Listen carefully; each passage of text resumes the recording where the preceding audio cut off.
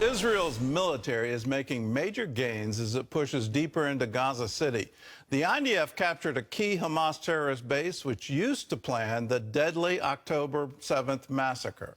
For the first time since the war began, Israel has now agreed to limited humanitarian pauses. Chris Mitchell brings us the story from Jerusalem. Israeli Prime Minister Benjamin Netanyahu told Fox News that the pauses that the White House announced will be limited and only in different neighborhoods so that civilians can get away. But he again made clear there will be no ceasefire until all the hostages are released. No, the fighting continues against the Hamas enemy, the Hamas terrorists, but in specific locations for a given period of a few hours here, a few hours there, we want to facilitate a safe passage of civilians away from the zone of fighting. So far, thousands of Gazans have been able to flee the fighting in the north to safer areas in the south. Netanyahu also said Israel doesn't have a timetable for its prosecution of the war. I've set goals. I didn't set a timetable because, you know, it can take more time. I wish it'll take little time. But we're proceeding step by step, reducing our casualties in the process, trying to reduce and minimize civilian casualties and maximize the casualties of the Hamas terrorists. And so far, I think it's proceeding well. For the first time, the Israeli Defense Forces Chief of Staff entered deep into the heart of the Gaza Strip. The Israeli military captured one of Hamas's main bases, which it used to plan and prepare for the October 7th massacre.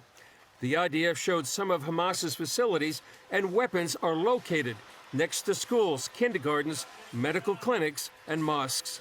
And the role of the media has become an issue again, after the media watchdog group posted a photo of freelance photographer Hassan Elysia being kissed by Hamas leader Yahya Sinwar on October 7th. After the expose of freelance journalists on the scene of the massacre, who have worked for publications like AP, CNN, and the New York Times, Israeli Prime Minister Benjamin Netanyahu tweeted, "These journalists were accomplices in crimes against humanity.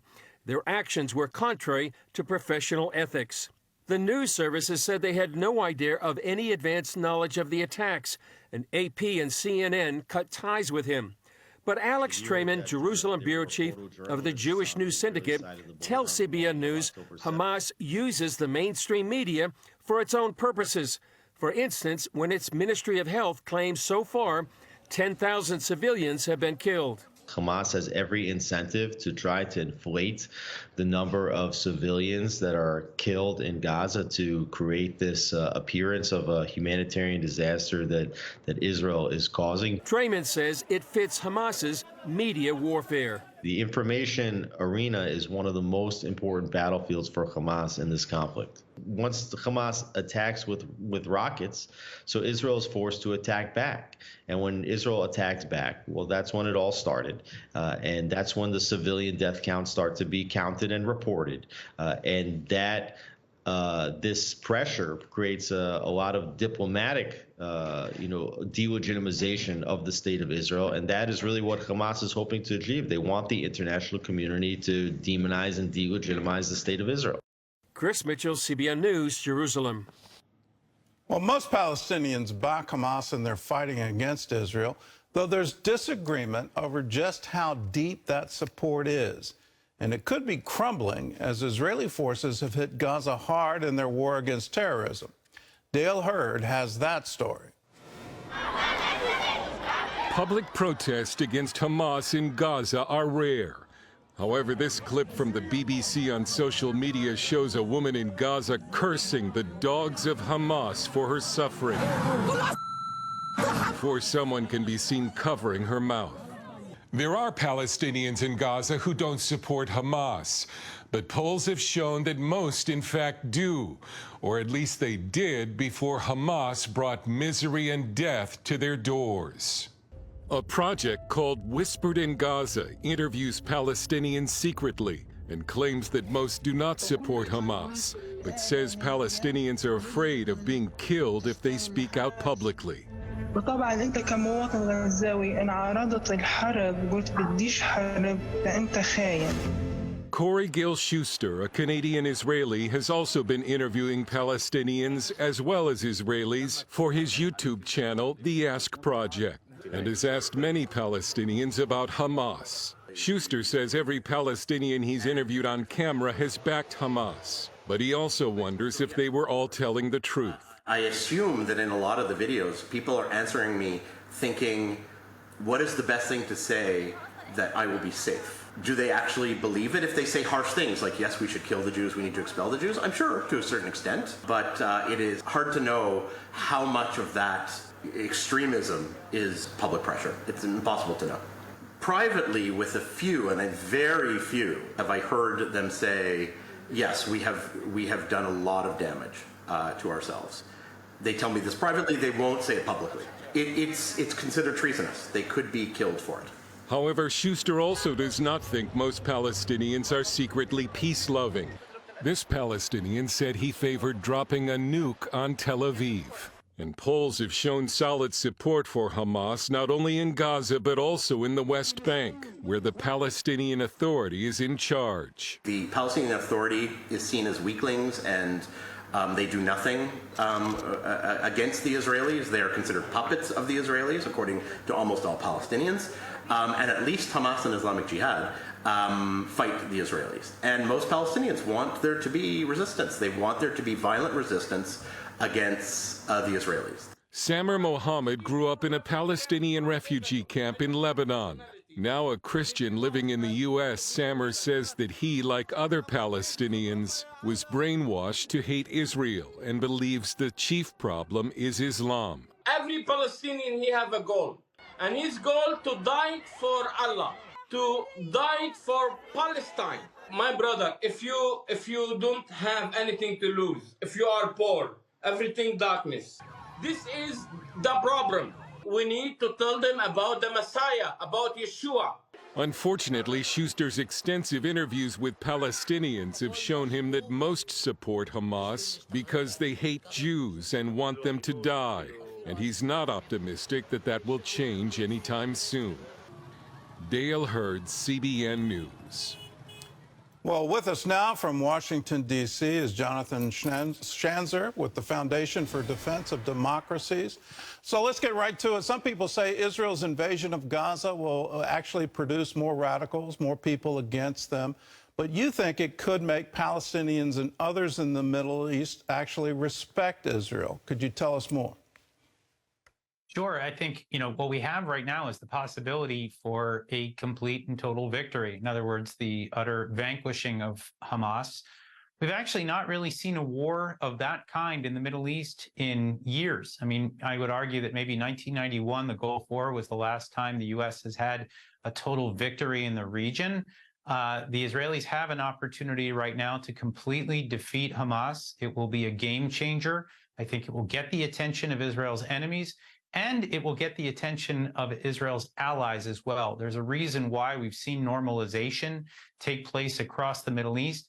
A lot of these countries in the region find Israel's strength very attractive. They understand that Israel is the regional power that they need to align with to combat the forces of, say, Iran. So there is an opportunity here, even as dangers lurk, even as we see potential for radicalization. I do think the potential for victory is quite important. Is there a potential for victory in the ideology? I've heard it for decades now. The Palestinians calling for the destruction of Israel. I've heard it for decades coming out of Iran. Hezbollah, Hamas, the current call, it's amazing, on the streets of London and New York and college campuses from the river to the sea. I know what that means. It means the eradication of Israel and the death of all the Jews living there. So if that's the ideology, even if there's a tremendous military victory, will it change it? Well, look, I think there is value in proving the futility of those calls. In other words, this rhetoric is undeniably annihilationist, right? They are calling for the annihilation of a nation of 10 million people. And this nation, rather than dying quietly, has decided to stand up against its enemies. And they're starting with the enemy in the Gaza Strip. But I will say here, I don't think that it ends in Gaza. I think there's actually a good chance, perhaps not in the next month or even the next year, but I think there's a good chance that we see clashes between Israel and Hezbollah Israel is going to need to set the record straight here. After years of allowing a number of its enemies to grow, they are going to have to start to win against those enemies. I think we're seeing that now. And I think the more winning that takes place on the battlefield, the more that some of these vociferous critics of Israel that are based in capitals all around the Western world, I think they're going to realize the futility of their calls for annihilation. Well, let's talk about the public relations battle. It seems that Hamas had a coordinated PR campaign and trying to get sympathy from Western media. It's amazing to me that publications, even the New York Times, was fooled by the Gaza Ministry of Health. Even though it's clear it's a propaganda arm of Hamas, they planted a false story about bombing a hospital. Their death tolls are taken at face value with nobody looking behind it. So how big of a problem is Israel's PR problem?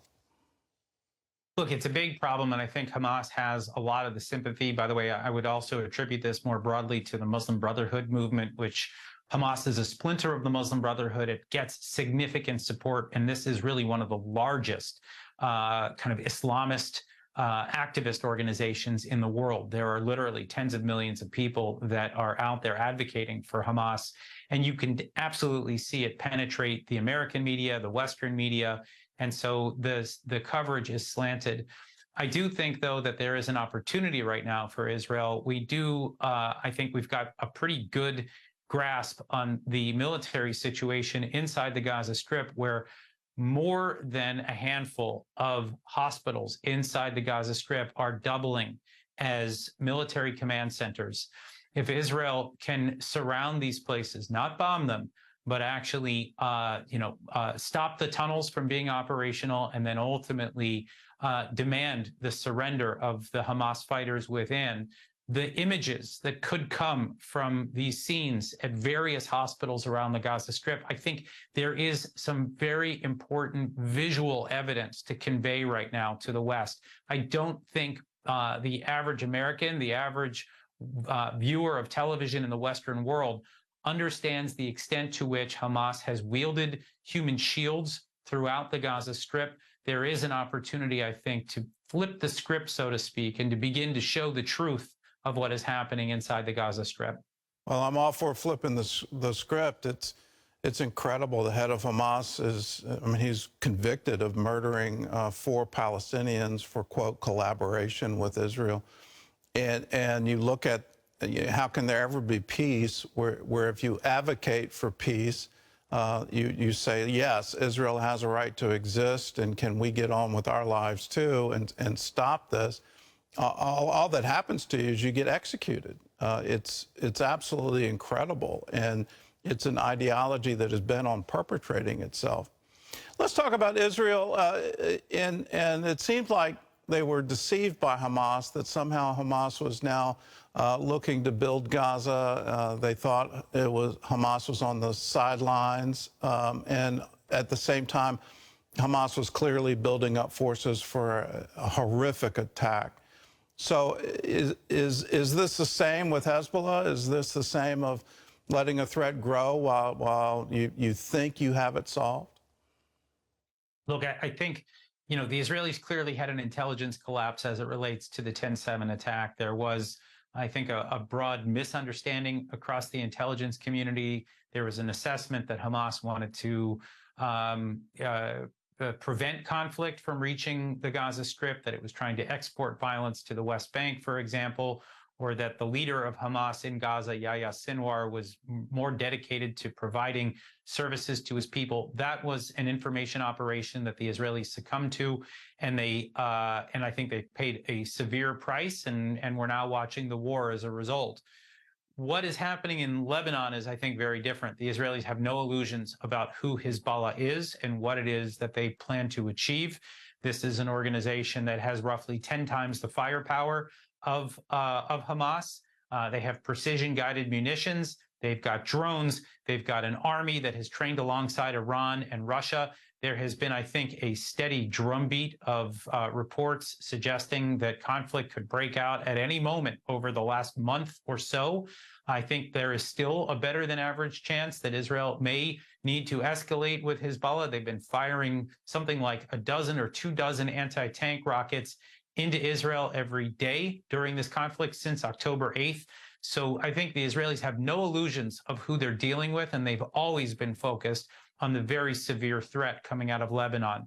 I do have concerns for a multi-front war. I think that's why the U.S. has sent its carrier strike groups to the region. There is an attempt to try to prevent a wider conflagration, which of course could be disastrous for Israel, but disastrous also for the rest of the region. So you see the U.S. trying to contain that.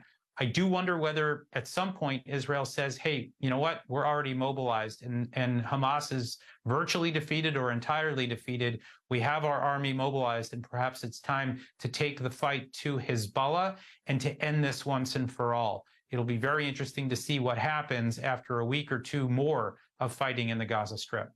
Well, thanks for the insight, Jonathan, and thanks so much for being with us today.